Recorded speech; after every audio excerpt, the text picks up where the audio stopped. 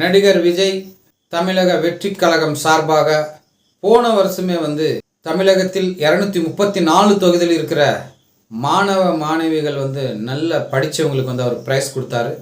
அதே போல் இந்த வருடமும் இன்னைக்கு சென்னையில் 3 மாணவ மாணவிகளுக்கு பார்த்தீங்கன்னா அதிக மதிப்பெண்கள் வாங்கினவங்களுக்கு வைர நகைகள் கொடுத்து இன்ப அதிர்ச்சியை கொடுத்துருக்காரு. போதை பழக்கத்துக்கு நீங்கள் அடிமை ஆக மாட்டீங்கன்னு நினைக்கிறேன், ஆகக்கூடாது. அது மாதிரி நீங்கள் ஒரு சபதத்தை எடுத்துங்க அப்படின்னு சொல்கிறாரு. டாக்டர்ஸ், இன்ஜினியர்ஸ் நிறைய பேர் இருக்காங்க, ஆனால் ஒரு நல்ல தலைவர்கள் இல்லை தமிழ்நாட்டில். அதுக்கப்புறம் சொல்கிறாரு, அரசியல் கட்சி தலைவர்கள் மட்டும் இல்லை, வேற துறையில் கூட ஒரு நல்ல தலைவர்கள் வேண்டும். இந்த டைம் அவர் என்ன பேசுவார் அப்படின்றது எல்லாருக்கும் எதிர்பார்ப்பு இருந்துச்சு. அதே மாதிரி தமிழகத்தில் போதைக்கு அடிமையாகி நிறைய பேர் இருக்காங்க, அதுலேருந்து விடுபடணும், நீங்கள்லாம் போதைக்கு அடிமை ஆகக்கூடாதுன்னு நல்ல மெசேஜை கொடுத்துருக்கிறார். 2026 சட்டசபை தேர்தலில் இவர் கட்சி என்ன செய்ய போகிறதுன்றதை பார்ப்போம்.